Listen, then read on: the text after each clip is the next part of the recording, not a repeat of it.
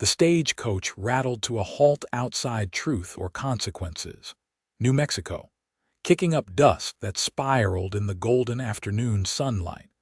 But the beauty of the scene was marred by the hollow clanking of iron chains that bound Josephine Zimmerman's slender wrists. The year was 1876, and she had traveled 300 miles in shackles for a crime that had stolen not just her freedom, but her reputation, her family, and nearly her will to live.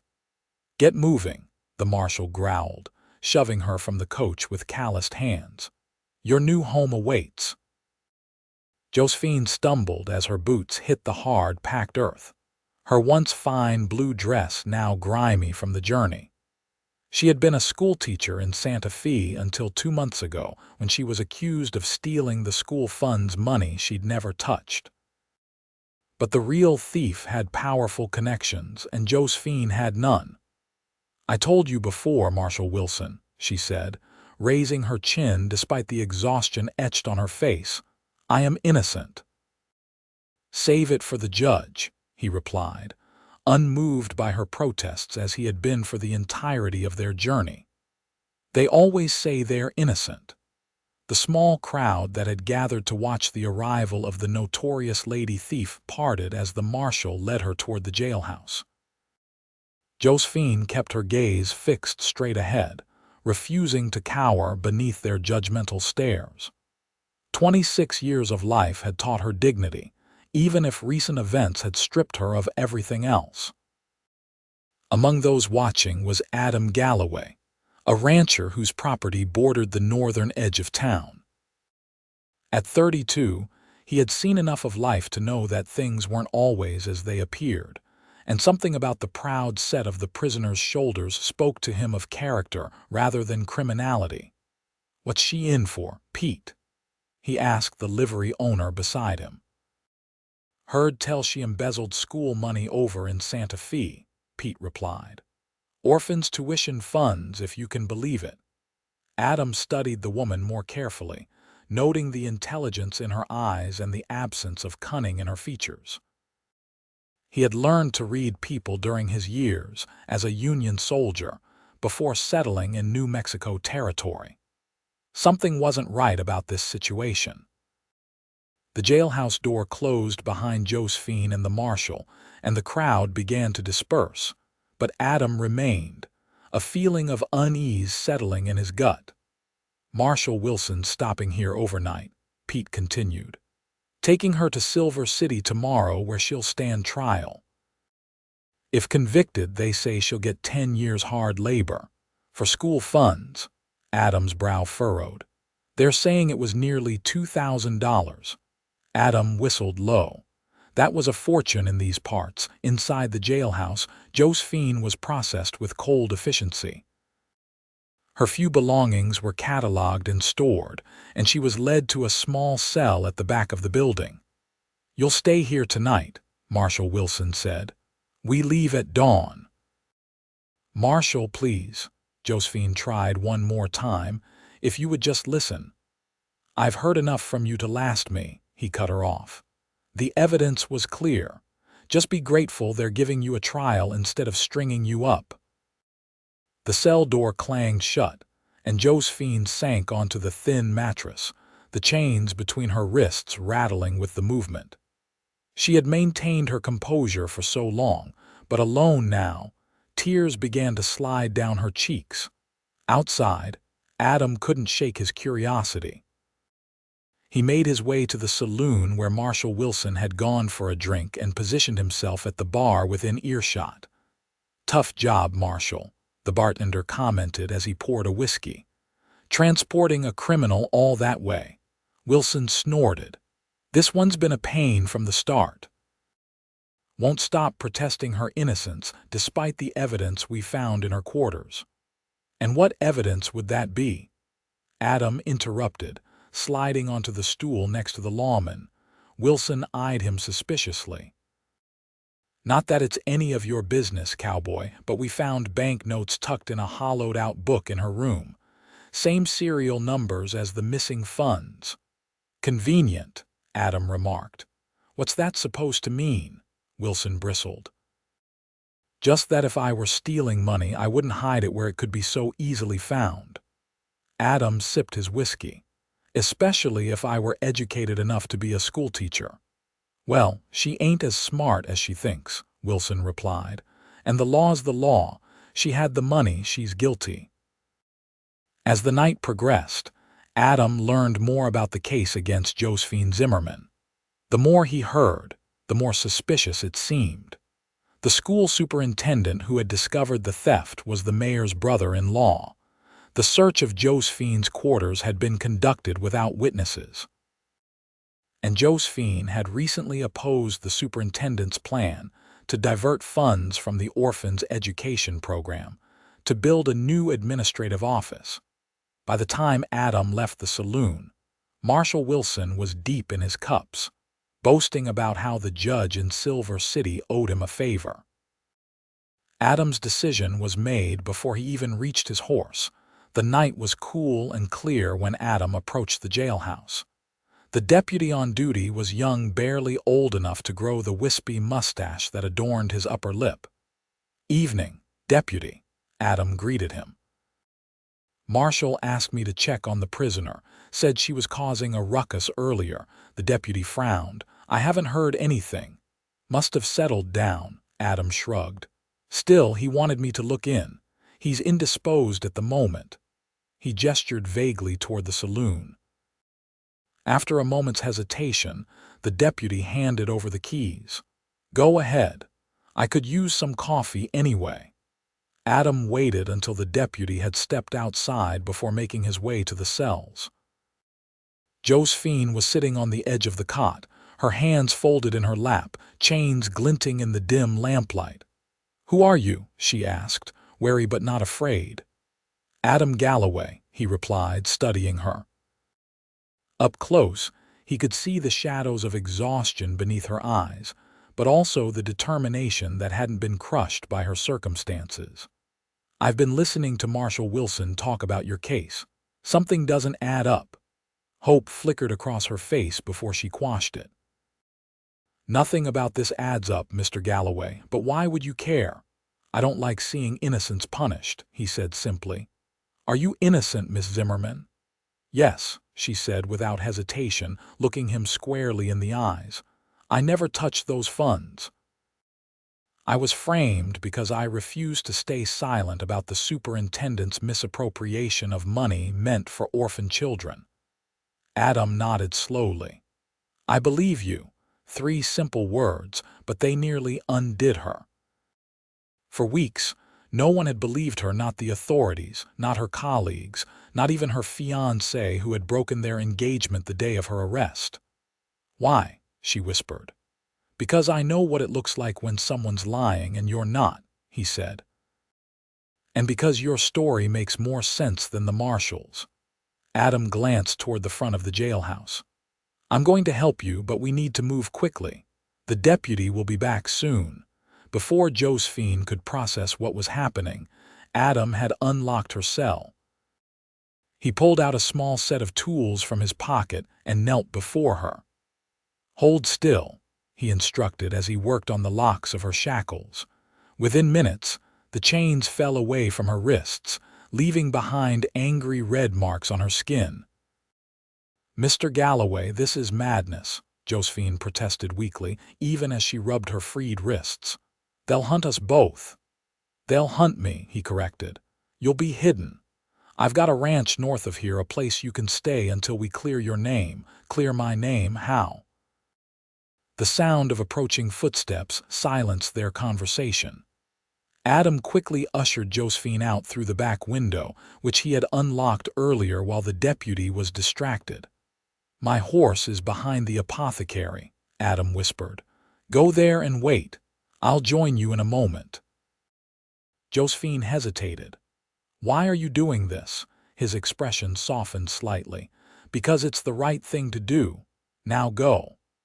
Heart pounding, Josephine slipped into the shadows, making her way through the back alleys of truth or consequences. She had barely reached Adam's horse, a sturdy palomino, when shouts erupted from the direction of the jailhouse. "They've discovered you're gone," Adam said, appearing beside her moments later. "We need to ride." He helped her mount before swinging up behind her. They rode hard through the darkness, leaving the town lights behind. Josephine felt Adam's solid presence at her back, and despite the danger, a sense of security she hadn't felt in months. They rode for hours, following trails that wound through rugged terrain. Adam clearly knew the land well, navigating confidently even in the darkness. As they traveled, he explained that his ranch was in a remote valley, protected by steep ridges that made it difficult to approach undetected. "Few people even know it exists," he told her.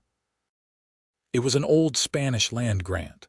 I bought it after the war when I came west." Dawn was breaking when they finally approached a modest but well-built ranch house nestled among cottonwoods. A creek burbled nearby, and in the distance, cattle grazed on the hillsides. "It's not much," Adam said as he helped her dismount, "but it's safe."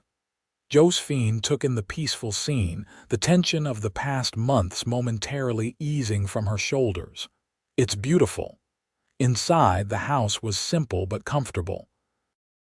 Adam showed her to a small bedroom and gave her some clothes that had belonged to his sister during her last visit. "Get some rest," he advised. "You're safe here." Later that day, after Josephine had slept and changed into the borrowed dress, she found Adam in the kitchen preparing a simple meal.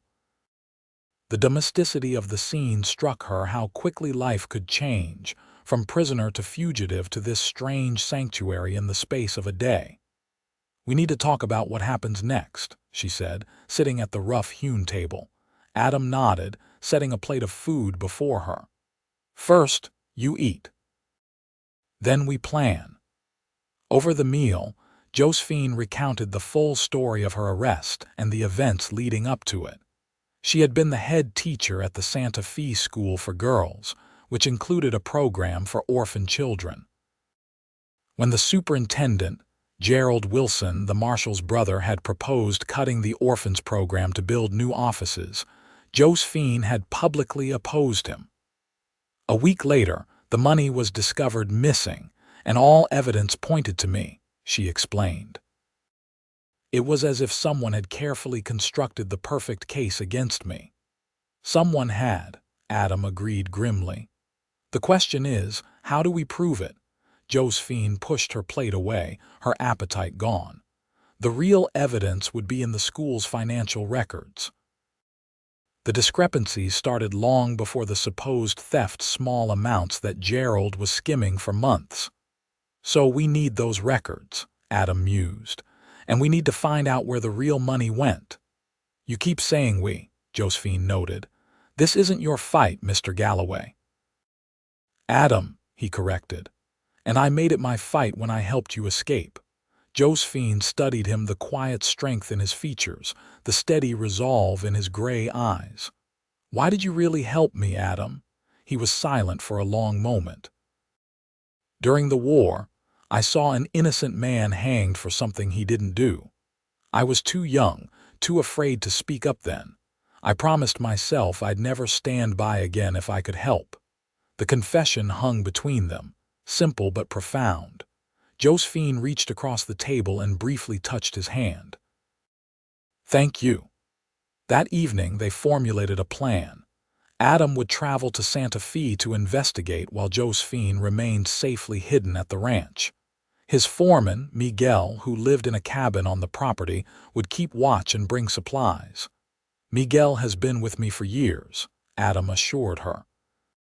"He's trustworthy and will make sure you have everything you need." "How long will you be gone?" Josephine asked, surprised by how much the thought of his departure troubled her. "A week, maybe 2, he replied. "Depends on what I find." The next morning, Adam prepared to leave. He provided Josephine with books from his modest library and showed her how to use his rifle in case of emergency. "Stay close to the house," he instructed. "Miguel will check in daily, but otherwise you shouldn't see anyone." As he mounted his horse, Josephine stepped forward. "Be careful, Adam." These people have already shown they'll go to extreme measures. He looked down at her, his expression softening. I survived 4 years of war, Miss Zimmerman. I can handle a corrupt school superintendent. Josephine, she corrected, offering a small smile.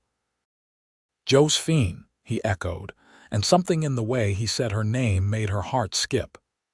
Then he was gone, riding away toward Santa Fe and the answers they both hoped to find. The days passed slowly for Josephine. She explored the house and its surroundings, finding comfort in the peaceful rhythm of ranch life. Miguel, a quiet man in his 50s, brought fresh food and news from town each day. They're still searching for you, he reported on the third day. But they're looking west toward Arizona territory. They think you're heading for California. Josephine nodded, relieved but still anxious. And the marshal returned to Santa Fe yesterday, Miguel said. He was not happy. By the end of the first week, Josephine had settled into a routine. She helped with small chores around the ranch, read from Adam's collection of books, and sometimes simply sat on the porch, watching the distant mountains and contemplating her uncertain future. It was during one of these quiet moments that she noticed a rider approaching not from the direction of town, but from the hills to the north. Heart racing, she retreated inside and retrieved the rifle Adam had left her. "Hello," a female voice called out. "Adam, are you home?" Cautiously, Josephine peered through the window. A woman in her early 30s was dismounting from a spotted horse. She was dressed practically in riding clothes, her dark hair pinned up beneath a wide-brimmed hat. "I know someone's here," the woman called. "I saw smoke from the chimney." Before Josephine could decide what to do, Miguel emerged from the barn and approached the visitor. "Miss Rebecca," he greeted her. "Mr. Galloway is not here. He's away on business." "Oh, that's a shame," the woman replied. "I was hoping to discuss the cattle drive with him." "When do you expect him back?" "Not for several more days, señorita." The woman Rebecca looked disappointed. "Well, I suppose I could leave a message." She glanced toward the house and Josephine ducked away from the window, heart pounding. Who was this woman, and how would she react to finding a fugitive in Adam's home? Miguel must have shared her concerns because he quickly directed Rebecca away from the house. "Perhaps we could discuss your business in the barn, Miss Rebecca. I can relay your message to the patron when he returns." Josephine watched from the window as they walked toward the barn, then slipped out the back door and circled around to eavesdrop. She needed to know if this visitor posed a threat. "Unusual for Adam to leave during calving season," Rebecca was saying. "Especially without telling anyone." "It was urgent business," Miguel replied vaguely. "I see." There was a pause. "Miguel, is everything all right? There are rumors in town about Adam helping that criminal woman escape. Surely that's nonsense." Josephine held her breath, waiting for Miguel's response. "People in town talk too much," he said diplomatically. "Mr. Galloway's business is his own." "Of course," Rebecca agreed, though she sounded unconvinced. "Well, please tell him I stopped by. The cattle drive is in 3 weeks and we need to coordinate our herds as we discussed earlier." "I will tell him, señorita." Josephine hurried back to the house before they emerged from the barn. From the window, she watched Rebecca mount her horse and ride away, relief washing over her. When Miguel returned to the house, he found Josephine waiting anxiously in the kitchen. "Who was that?" she asked. "Miss Rebecca Turner. Her father owns the neighboring ranch to the east," Miguel explained. "She and Mr. Galloway sometimes combine their cattle drives to save costs." "Does she visit often?" Miguel's weathered face creased in a knowing smile. "Sometimes." Her father would like a marriage between them, but Mr. Galloway. He shrugged. "He is not interested in such arrangements." Josephine tried to ignore the flutter of relief at this information. "Do you think she suspects anything?" "Perhaps," Miguel admitted. Miss Turner is observant, but she is also discreet. I do not think she will cause problems." Nevertheless, the visit left Josephine unsettled. She had begun to feel safe at the ranch, but Rebecca's appearance reminded her of how precarious her situation remained. 3 more days passed with no word from Adam. Josephine's worry grew with each sunset. Had something happened to him? Had he been discovered? The thought of Adam in danger because of her was unbearable. On the 11th night of his absence, a storm rolled in from the mountains. Thunder shook the small house, and rain lashed against the windows. Josephine sat by the fire, unable to sleep, startling at every sound. Just after midnight, over the howling of the wind, she heard hoofbeats. Grabbing the rifle, she positioned herself by the window, peering into the darkness. A lone rider approached, hunched against the storm. Relief flooded through her as she recognized Adam's broad shoulders, but it quickly turned to concern when she saw how he slumped in the saddle. She rushed outside, heedless of the rain. "Adam," he dismounted slowly, grimacing with pain. In the flash of lightning, Josephine saw blood staining his left side. "What happened?" she cried, helping him toward the house. "Seems the superintendent has friends in low places," Adam managed through gritted teeth. "Hired guns caught up with me outside Las Cruces." Inside, Josephine helped him to a chair and quickly built up the fire. "Let me see," she insisted, gently removing his sodden coat. A bullet had grazed his side, leaving a deep furrow across his ribs. It had mostly stopped bleeding but looked angry and painful. "You need a doctor," she said, examining the wound. "Can't risk it." Adam shook his head. "It's not as bad as it looks. Just need it cleaned and bandaged." Josephine set to work, heating water and gathering the medical supplies Adam directed her to. As she cleaned the wound, she felt a growing anger toward the people who had done this, the same people who had framed her and stolen her life.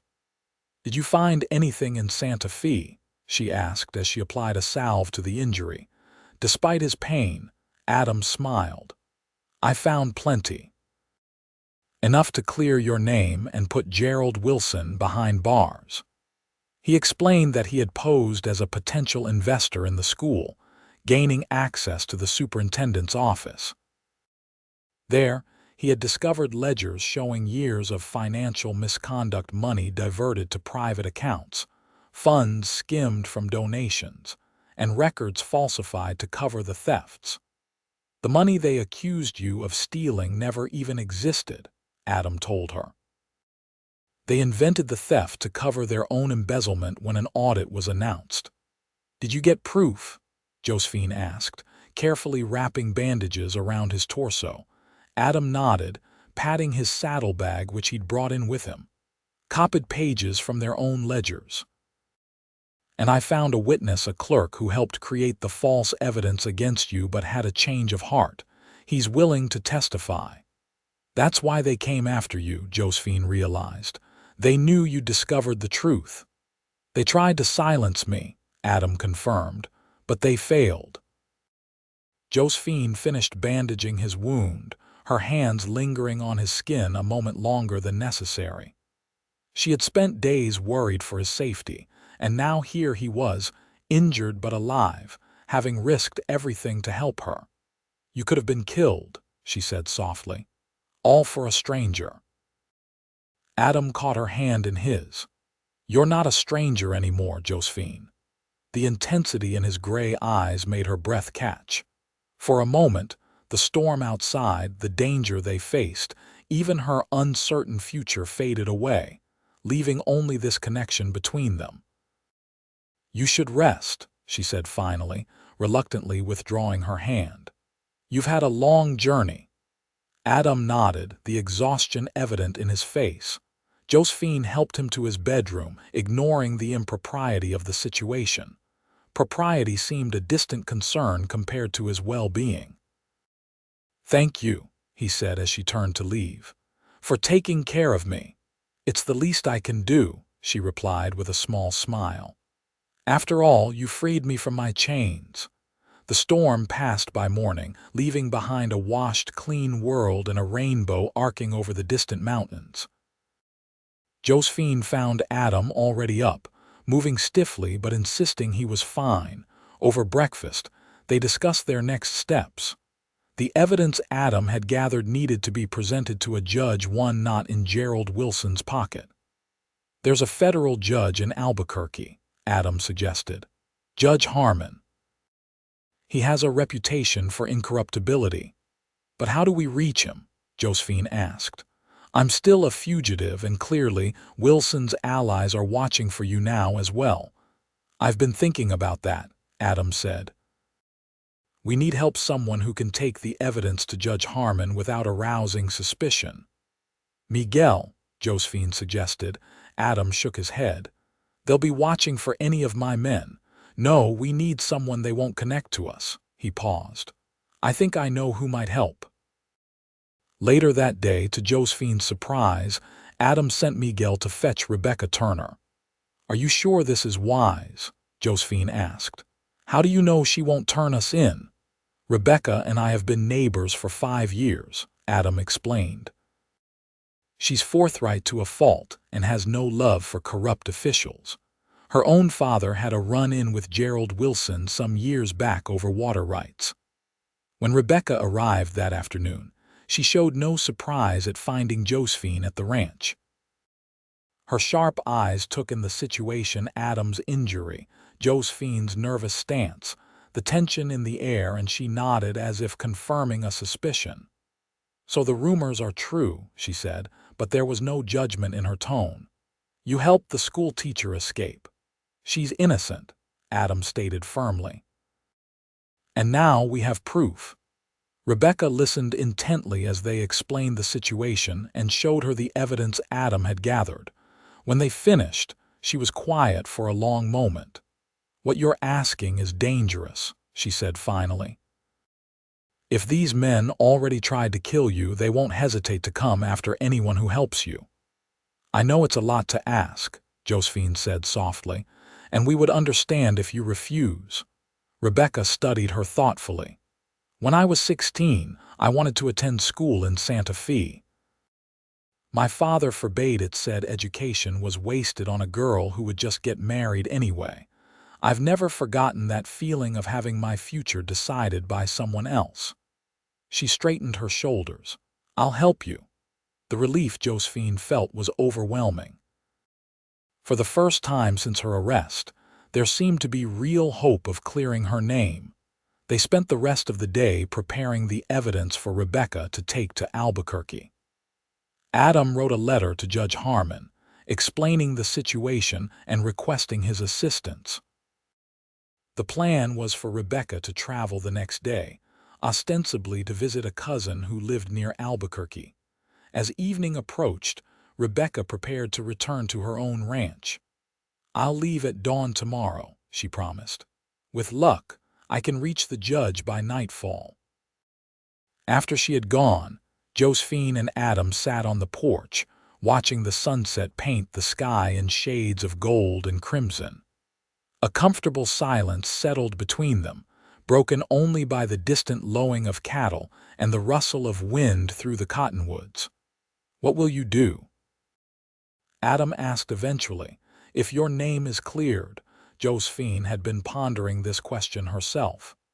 "I'm not sure I can return to teaching in Santa Fe," she admitted. "Too many memories now. Would you go back east?" There was something in his voice, a careful neutrality that masked what sounded like concern. "No," she said thoughtfully. "Despite everything, I've come to love the territory, the openness of it, the freedom." She glanced at him. "What about you? Will you stay here?" "This land is part of me now," Adam replied, his gaze sweeping across the valley. "I can't imagine being anywhere else." Josephine nodded, understanding completely. In just 2 weeks, she had grown attached to this remote ranch with its stunning vistas and peaceful rhythms. Or perhaps, a small voice whispered, it wasn't just the ranch she had grown attached to. The next morning, they received word that Rebecca had departed for Albuquerque as planned. Now, all they could do was wait and hope that Judge Harmon would act on the evidence. Days passed slowly. Adam's wound began to heal, and he returned to his ranch duties, though Josephine insisted he not overexert himself. She found herself falling into the routine of ranch life, helping with cooking and mending, even learning to milk the cow under Miguel's patient instruction.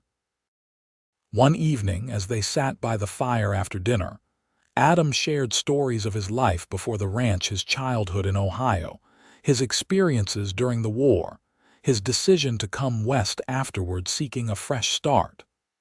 "The war changed everything," he said, staring into the flames. "Made me see that life is too short to live by others' expectations." "Is that why you never married?" Josephine asked. "Because of expectations." Adam considered this. "Partly, and partly because I never met a woman I couldn't live without." He looked up then, meeting her eyes. "Until recently." The air between them seemed to thicken. Josephine felt heat rise to her cheeks that had nothing to do with the fire.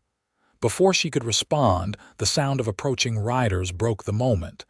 Adam was on his feet instantly, reaching for his rifle. "Stay inside," he ordered, moving to the window. Heart pounding, Josephine joined him, peering into the darkness. 3 riders approached, their silhouettes visible in the moonlight. "It's Rebecca," Adam said with relief, recognizing the lead rider. And he squinted. "I think that's Judge Harmon with her." They hurried outside to meet the arrivals. Rebecca looked exhausted but triumphant as she dismounted. "Miss Zimmerman," the older man with her said formally, removing his hat. "I'm Judge William Harmon. I believe we have much to discuss." Over the next few hours, Judge Harmon reviewed all the evidence Adam had gathered, questioning Josephine closely about the events leading to her arrest. He was thorough and meticulous, taking detailed notes and considering each piece of information carefully. "This is quite extraordinary," he said finally. "A conspiracy of this magnitude involving a marshal and school superintendent." "Do you believe me?" Josephine asked, unable to keep the desperation from her voice. Judge Harmon's stern face softened slightly. "Yes, Miss Zimmerman, I do. The evidence is compelling, and Miss Turner has corroborated certain key details from her father's own experience with Superintendent Wilson." "What happens now?" Adam asked. "I've already sent telegraph messages to the territorial governor and the federal marshal's office," the judge explained. "By now, Gerald Wilson and Marshal Wilson should be in custody. I've ordered an audit of the school's finances and an investigation into the evidence used against you." Josephine felt light-headed with relief. "So my name will be cleared?" "Yes," Judge Harmon nodded. "I'm prepared to issue a full exoneration once the formalities are complete. You should be officially cleared within a week." Tears of joy and relief sprang to Josephine's eyes. Adam's hand found hers, squeezing gently in silent support. "There's more," Rebecca added with a smile. "Tell them, Judge. The school board, in truth or consequences, is in need of a new headmistress," Judge Harmon said. "When I mentioned your situation to them, they expressed great interest in offering you the position, Miss Zimmerman. Your reputation as an educator in Santa Fe was quite impressive." "A teaching position here?" Josephine could hardly believe it. "If you're interested," the judge said. "It would allow you to continue your work while starting fresh." Josephine looked at Adam, whose expression was carefully neutral despite the hope in his eyes. I would need time to consider it," she said. "Of course," Judge Harmon agreed. "Now, I believe we could all use some rest. We'll depart for town in the morning to begin the official proceedings." Later, after their guests had been settled in the spare rooms, Josephine found Adam on the porch, gazing at the star-filled sky. "It's really over," she said softly, joining him. "You're free," he agreed. Your name will be cleared and you can rebuild your life. Thanks to you." She turned to face him. "I can never repay what you've done, Adam." He shook his head. "Seeing justice done is payment enough." Josephine studied his profile in the moonlight, the strong jaw, the thoughtful eyes, the quiet strength that had become her anchor in the storm of her life. "And the teaching position," she said carefully. "What do you think about that?" Adam looked at her then, the mask of neutrality slipping to reveal the emotions beneath. "I think that's entirely your decision, Josephine." "But if I were to stay in truth or consequences," she pressed, "how would you feel about that?" A smile slowly spread across his face. "I think I'd feel that the town had just become the most fortunate place in the territory." Josephine's heart fluttered at his words. "And if I were to stay, would I be welcome to visit this ranch sometimes?" Adam took a step closer, his voice dropping. "You would be welcome any time, Josephine, in fact." He hesitated, then continued with quiet certainty. "In fact, I'd hope you might consider this ranch your home if you were so inclined." The implication of his words hung in the air between them. Josephine felt as though she stood on the edge of a precipice, behind her the pain and injustice of her past, before her an uncertain but promising future. "Adam Galloway," she said softly, "are you asking me to marry you?" "I suppose I am," he replied, a hint of vulnerability in his voice. "It's sudden, I know, and perhaps inappropriate given all you've been through. But these weeks have shown me what kind of woman you are, Josephine. Brave, intelligent, resilient. And I find I don't want to lose you now that you're free to go." Josephine felt tears spring to her eyes again, but these were different tears of happiness rather than relief. "It is sudden," she agreed. "And under normal circumstances, I might say we should wait, get to know each other better." Adam nodded, accepting her wisdom even as disappointment flickered across his face. "But," she continued, reaching for his hand, "these aren't normal circumstances. And I already know the kind of man you are, the kind who risks everything to free a stranger from chains because it's right. The kind I could love for a lifetime." Hope dawned in his eyes. "Is that a yes?" "It's a yes," she confirmed, smiling through her tears. Adam pulled her into his arms then, and when his lips met hers, Josephine knew with absolute certainty that she had made the right decision. In his kiss was the promise of a future one built on trust, respect, and a love that had been forged in the crucible of adversity. The next morning, they rode into truth or consequences together, accompanied by Judge Harmon and Rebecca. The town buzzed with the news of Gerald Wilson's arrest and the revelation that Josephine had been framed. Some townsfolk looked ashamed at how quickly they had judged her, while others offered hesitant smiles of welcome. The official proceedings took several days. Josephine gave her testimony, supported by the evidence Adam had gathered and the witness statements Judge Harmon had collected. Throughout it all, Adam remained steadfastly by her side, his quiet strength a constant reassurance. On the final day, Judge Harmon delivered his verdict in the crowded courthouse.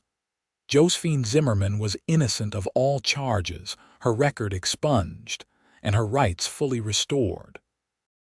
Furthermore, Gerald Wilson and his brother the marshal were to stand trial for corruption, fraud, and obstruction of justice. "Miss Zimmerman," the judge concluded, "the territory of New Mexico owes you an apology for this grave miscarriage of justice.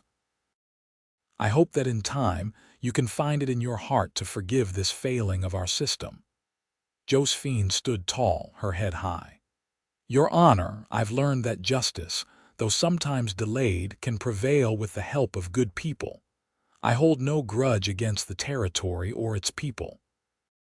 Her gracious response earned her the respect of everyone in the courtroom, and when she and Adam emerged into the sunlight, they were greeted with congratulatory handshakes and welcoming smiles.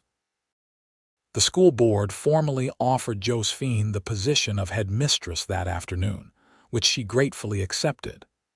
She would begin the following month, giving her time to prepare and settle into her new life. As for that new life, news of her engagement to Adam Galloway spread quickly through the small town, causing a stir of excitement and no small amount of gossip. Rebecca Turner was among the first to congratulate them, her genuine happiness for them evident in her warm embrace. "I knew there was something between you two," she told Josephine with a knowing smile. "The way he looked at you, well, it was clear as day to anyone with eyes to see." The weeks that followed were a whirlwind of activity.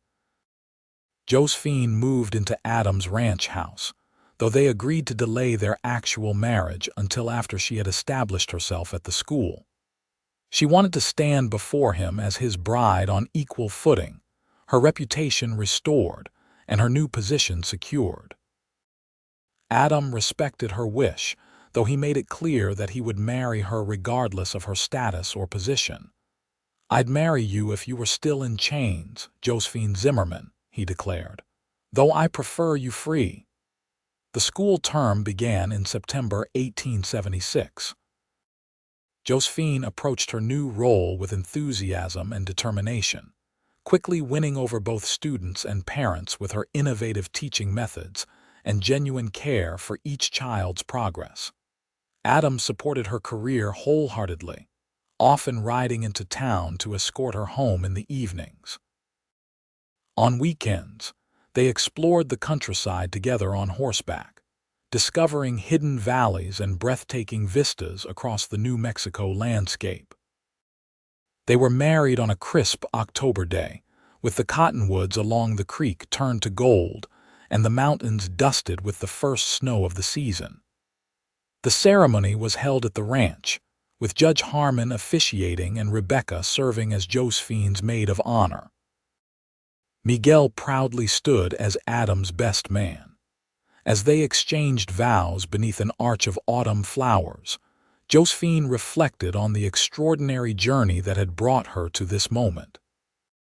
From the depths of despair in chains to the height of happiness in marriage, her life had transformed completely in the span of a few short months. "I now pronounce you husband and wife," Judge Harmon declared, beaming at the couple. "Mr. Galloway, you may kiss your bride." Adam gathered Josephine into his arms, his gray eyes filled with a love that took her breath away. "From chains to this," he murmured before their lips met, sealing their bond before friends and the vast New Mexico sky. The celebration lasted well into the night, with music, dancing, and enough food to feed half the county. When the last guest had departed and the newlyweds were finally alone, Adam led Josephine to the porch of their home. "Happy?" he asked, wrapping his arms around her as they gazed at the star-strewn sky. "Completely," she assured him, leaning back against his chest. "Though sometimes I still can't believe how my life has changed, from prisoner to teacher to wife in such a short time." "You were never truly a prisoner," Adam said thoughtfully.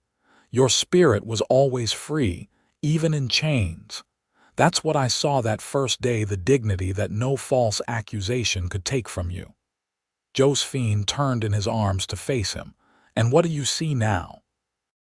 His eyes softened as they traced her features. "I see my future, my heart, my home." Their life together unfolded with the seasons. Josephine continued to teach, transforming the small school in Truth or Consequences into one of the finest in the territory. Adam's ranch flourished under their combined care, expanding to include new breeds of cattle, and even a small apple orchard that Josephine had dreamed of planting. In the spring of 1878, their family grew with the birth of their son, William, named after the judge who had helped clear Josephine's name.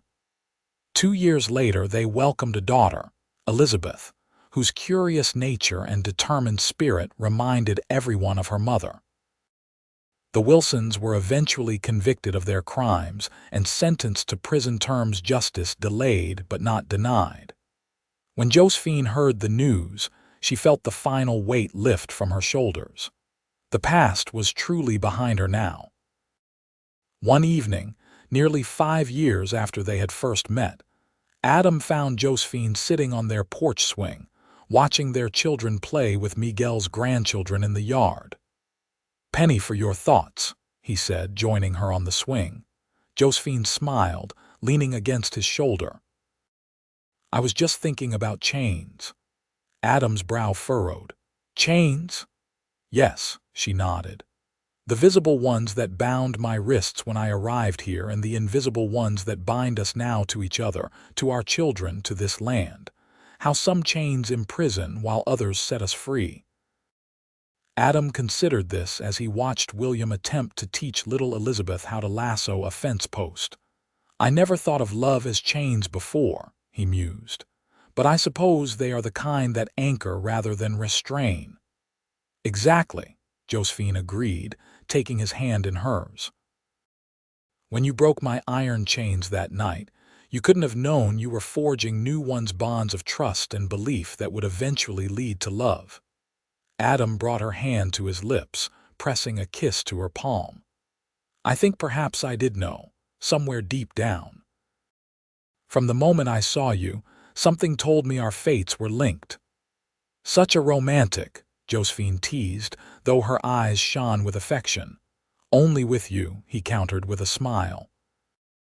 As the sun set behind the mountains, painting the ranch in hues of gold and purple, Josephine reflected on the journey that had brought her here. From the desperate woman in chains, falsely accused and alone, to this moment of perfect contentment, surrounded by family in a home built on love and trust.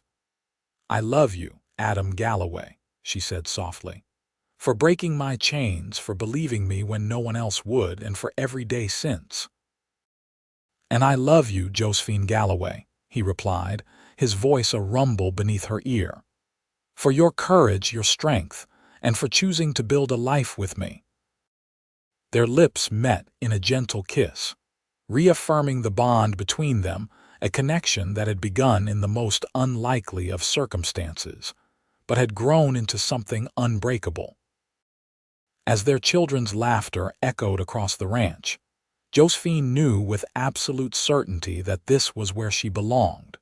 From chains to freedom, from solitude to family, from despair to joy, her journey had been unexpected and difficult, but had led her exactly where she was meant to be. In Adam's arms, under the vast New Mexico sky, Josephine had found not just freedom, but home. Years passed, and the Galloway Ranch became known throughout the territory as a place of hospitality and fairness. Adam's innovative ranching methods earned him respect among his peers, while Josephine's school gained a reputation that drew students from as far away as Santa Fe and El Paso. Their children grew strong and intelligent, with William showing Adam's affinity for ranching and Elizabeth displaying her mother's passion for education. Together, the family built a legacy based on the principles that had brought Adam and Josephine together: justice, compassion, and the courage to stand for what was right.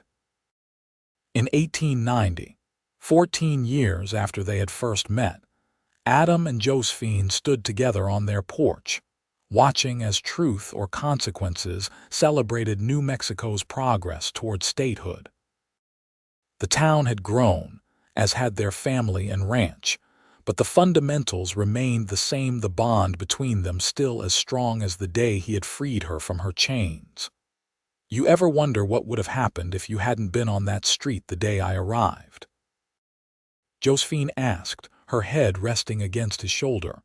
Adam considered this, his arm tightening around her waist. "Sometimes. But then I remember what my father used to say, that the important moments in our lives aren't accidents but appointments." Josephine smiled at the thought. "An appointment with destiny, delivered in chains." "The chains were never the important part," Adam said softly. It was always you, Josephine. Chains or no chains, I would have found my way to you somehow.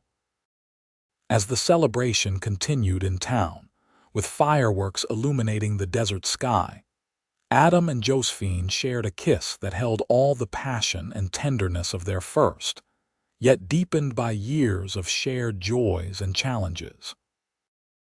Their story, which had begun with an unjust imprisonment and a courageous act of faith, had become a testament to the power of belief, the strength of love, and the enduring truth that sometimes freedom comes in unexpected forms, delivered by those brave enough to break the chains that bind us.